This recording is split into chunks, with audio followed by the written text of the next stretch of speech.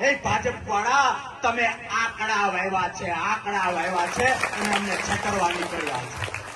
જો ધર્મ પ્રત્યે 1% પણ લગાવ હોય, તો સનાતન પ્રત્યે 1% પણ લગાવ હોય, તો સાહેબ મારા ને તમારા ભાઈએ 6 દિવસ ભૂખું ન રહેવું પડે।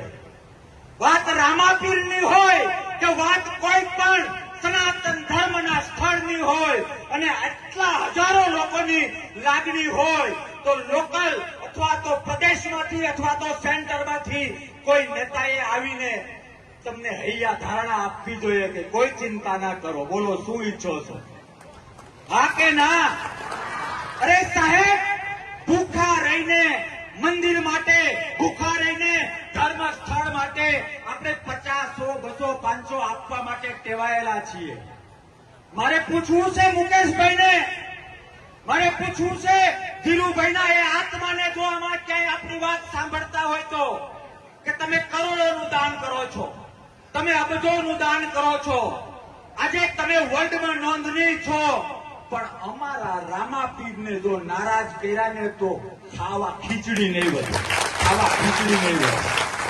અને તમે અને મેં જોયા છે કે જ્યારે સમય કરવત બદલે છે ત્યારે કેટલાય કરોડપતિઓ છે કે આજે એને કોઈ દાંતેલી લઈને 300 માં બોલાવતા નથી, એવા લોકો મેં જોયા છે, અને જે ધર્મના નામે અને સનાતનને લઈને ચાલતા હોય એવા રોજના 200 રૂપિયા દાડીઓ કરનારા આજે કરોડોમાં રમે, જેની નીતિ સાચી છે, એવા મેં અને તમે જોયા છે, હા કે ના? એટલે મારે સરકારને તો કેવું છે, સાથે સાથે અંબાણી પરિવારને 2 હાથ અને ત્રીજું માથું જોડીને વિનંતી કરવી છે કે આ ધરાની હવા તમે ખાઈ રહ્યા છો, અને રામાપીરનું મંદિર અને મંદિરને માનનારો આ હજારોની સંખ્યાનો વર્ગ એક પોકાર કરે છે। સાહેબ, તમે અને હું 2-5 રૂપિયા વાપરી નાખીએ તો કઈ ફેર નથી પડતો, એમ આ કંપનીઓ 2-5 કરોડથી એને કઈ જ નથી અડતું, કોઈ ફેર નથી પડતો, હા કે ના? પણ મારે એ બીજેપીને કહેવું છે કે કેટલા હજાર કરોડ રિલાયન્સમાંથી ફાળો આવે છે, અરે એનો 1% નહીં, 2-5 કરોડ આ મંદિરમાં વાપરશો તો અમે તો અતિથિ દેવો ભવ। મારે એના કાનમાં નાખવું છે કે આ વિસ્તાર અને આ ગામ એ આશરા ધર્મ માટે માથા દઈ દીધા હોય ને એવો અમારો ઇતિહાસ છે। જેને અમારા ગામ માટે, જેને ધર્મ સ્થળો માટે, જેને સનાતનના શાસ્ત્રો, સનાતન માટે કંઈ કર્યું હોય, એના માટે માત્ર વાતો નહીં, આપણો ઇતિહાસ તાકાતથી પોકારીને કહે છે કે આશરા ધર્મ માટે આપણે માથા આપેલા છે, હા કે ના? આ અહેસાસ એક ધર્મના નામે અધર્મ કરનાર ભાજપને મારે પહોંચાડવો છે। આ અહેસાસ એક કરોડોના દાન આપતી કંપનીને મારે પહોંચાડવો છે કે એક વખત રામાપીરના નામે ગામ જેમ માંગે છે એ આપીને તો જોવો, તમારી 10 પેઢીમાં તમારું સન્માન નહીં થયું હોય ને એવું સન્માન કરવા માટે અમે કહેવાયેલા છીએ। ફરીથી કહું છું, એક રેજો, તમારો વિજય નિશ્ચિત છે એ લખી રાખજો। હું મારા નાભિસ્વારથી કહું છું, એક રેજો કંપની। અને જ્યારે વાત આ સરકારની હોય, આ સરકારની વાત કરીએ એટલે ક્યાંક ને ક્યાંક એવા પ્રશ્નો થાય, કોઈ બીજેપીનો મિત્ર અહીંયા બેઠો હોય તો એને પ્રશ્ન થાય કે બાપુ રાજકારણ કરે છે, પણ ભવનાથ આનંદ આશ્રમમાં જ્યારે અમે નાના હતા, સાધુઓ ભેગા ભણતા, ત્યારે મારા ગુરુ આનંદગીરી બાપુએ મને શીખવાડેલું છે કે પોતાનો બાપ જો હત્યારો હોય તો પેલા એને હત્યારો કહેવાય અને પછી એને બાપ કહેવાય, હા કે ના?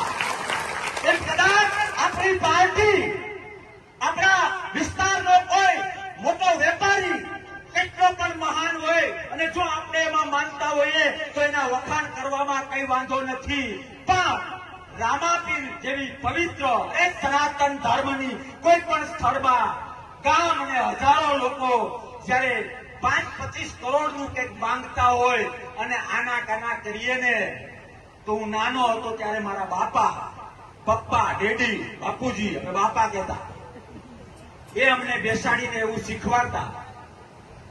અમે એને કહેતા કે બાપા આપણા ગામમાં પેલો વ્યક્તિ અથવા તો આપણા બાજુના ગામનો ઓલો વ્યક્તિ એ બહુ સાહુકાર છે. ત્યારે બાપા એવું કહેતા કે સૌથી વધુ ગરીબ એ છે.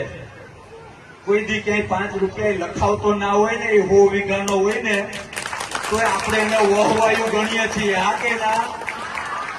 તારી 100 વીઘા તારી પાસે રાખ, મંદિરના નામે 151 લખાવાના આવે ત્યારે મારી બાને પૂછી લઉં કે મારી ઘરવાળીને પૂછી લઉં, આને આપણે શેમાં ગણીએ? મારે અમુક ભાષા બહેનો બેઠી એટલે ન વપરાય, તમે સમજી શકો છો. હા કે ના? તમે મને કહો, ધીરુભાઈના ખીચા, મુકેશભાઈના રિલાયન્સના ખીચામાંથી મને નથી લાગતું તમારો આઈનો વિકાસ 5-10 કરોડથી વધારે હોય. એટલું બધું નથી. વસરામભાઈ, કેટલામાં થઈ જાય આ બધું? થોડુંક ઉદારતાથી કહો ને, સામે રિલાયન્સ છે. આ 2 કરોડમાં હું સહમત નથી.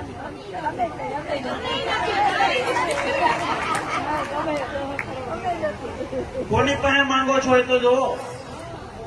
એના માટે ચિહ્ન. અરે કરોડોની વાત છોડો, એવા રિલાયન્સ વાળાની 1, 2 ને 3 આપણે બધા ધારીએ ને તો દાડિયા કરીને આ ઉભું કરી લઈએ. કોઈના બાપની હાડાબારી નથી, કોઈના બાપની હાડાબારી નથી, પણ મર્દાનગીથી લેવું છે, હકથી લેવું છે, લડીને લેવું છે, સાહેબ ઉપર લડીને લેવું છે. આપણો ભાઈ જે ભૂખ હડતાળ ઉપર ઉતર્યો છે ને, એની એક કલાકની જે વેદના અને સંવેદના છે ને, એનો અહેસાસ ગાંધીનગર પહોંચાડવો છે, દિલ્હી પહોંચાડવો છે અને રિલાયન્સના માલિકના નાભી સુધી પહોંચાડવો છે. એના માટેની આ મહેનત છે. મારે તમને કેવું છે જો આ સરકાર ધારે તો વિધિન અ ફ્યુ મિનિટ, 5 થી 10 મિનિટમાં ફોન આવી જાય કે તમારે શું ઘટે છે. ખરેખર મારી પાસે એટલો સમય નથી ને, તો જેટલા બેઠા છો ને એ બધાને મારે દંડવત કરવા છે. દંડવત.